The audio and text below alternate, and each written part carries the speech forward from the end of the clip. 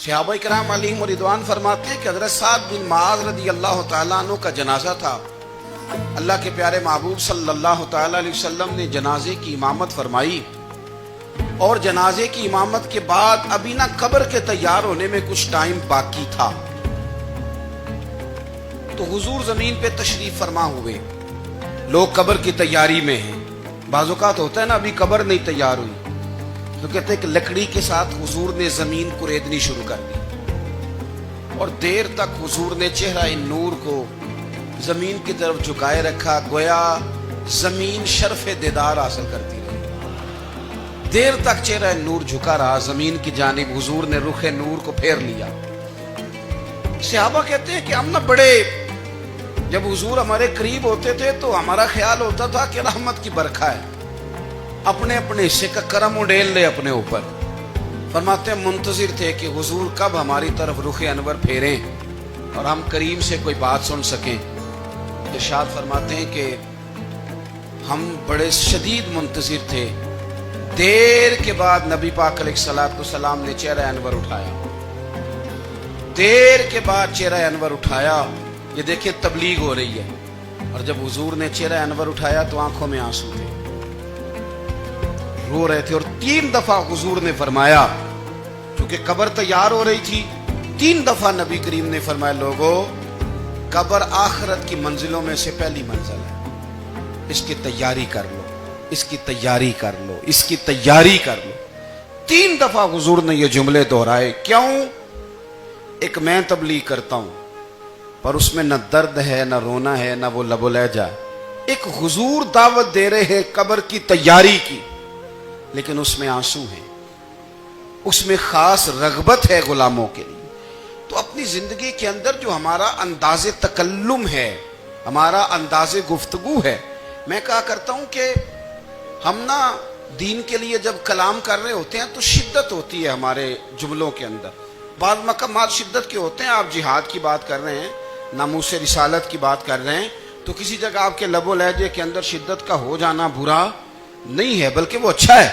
لیکن میرے عزیز ہر وقت ہی کچھ لوگ تلخ ہیں، انہیں کسی وقت بھی آپ ان سے ملاقات کر لیں وہ لوگ آپ کو پریشان ہی نظر آئیں گے.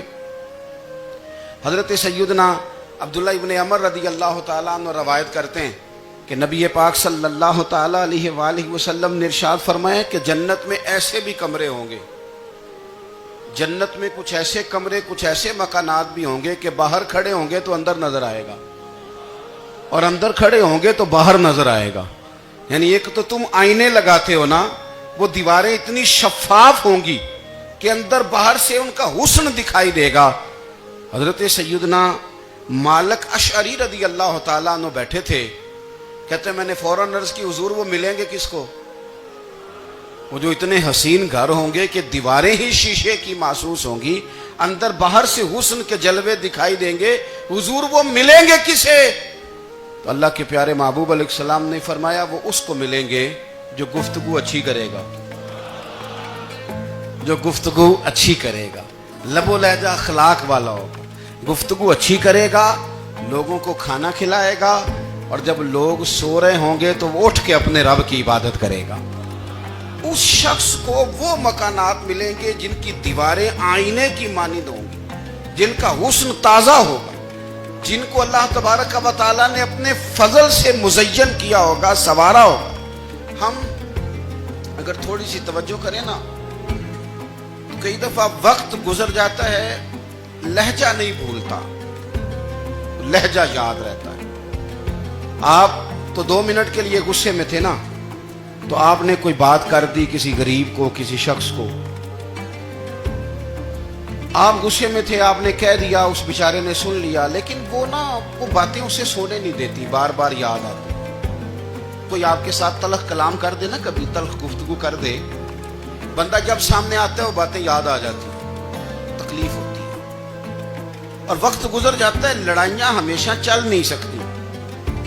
لڑائی کتنی دیر کی ہوتی ہے؟ 1 دن کی، 2 دن کی. قتل بھی ہوں تو اگر قاتل کو پھانسی بھی ہو جائے تو پھانسی کے بعد بالآخر لڑائی تو ختم ہو ہی گئی نا.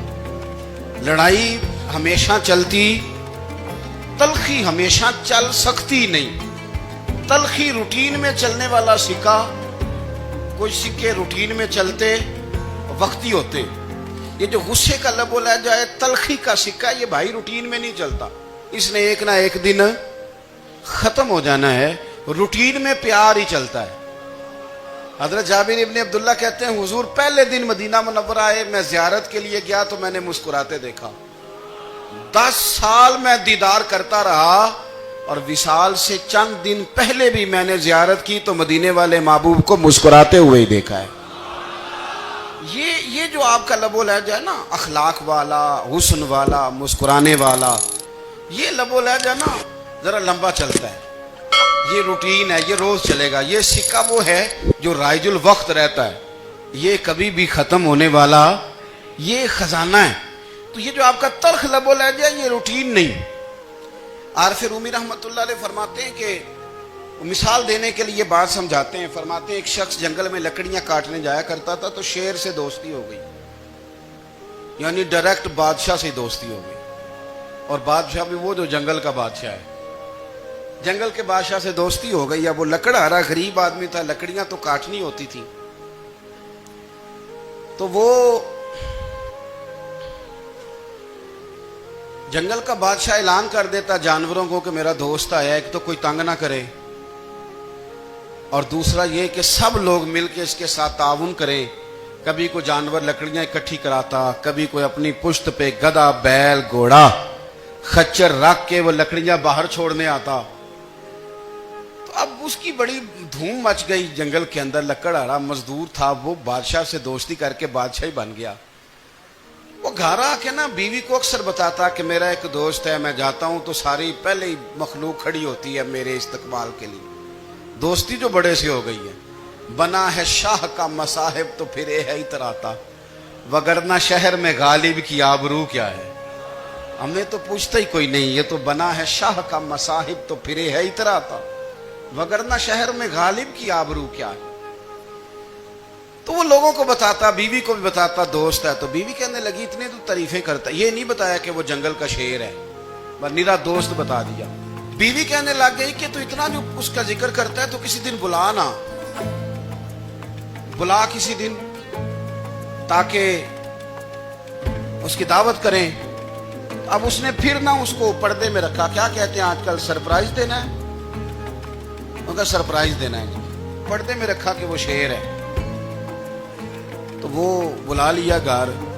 अब उसके लिए कच्चा गोश्त, जाहिर है शेर ने कच्चा गोश्त दिखाना था। वो कहने लगी पकाना किस तरह का है। वो कहने लगा जब वो आएगा फिर बताऊंगा। अब वो कच्चा गोश्त 2-3 बकरे ज़िबा करके डाल दिए। वो आ गया शेर। आरफ रूमी कहते जब वो आया ना तो उसकी बीवी ने देखा, उसने एक सख्त जुमला कह दिया। कहने लगी ओहो, मैं समझी थी पता नहीं कौन है, इस तरह के दरिंदे तेरे यार हैं, कुत्ते बिल्ले दोस्त बनाए हुए हैं, ये क्या बात है। खैर वो शेर ने सुन लिया, गोश्त खाया, वो चला गया। अगले दिन लकड़हारा लकड़ियां काटने गया तो शेर ने मुलाकात करते ही लकड़हारे से कहा कि ये ना कुल्हाड़ी उठा और मेरी पुश्त पे ना एक जख्म कर दे।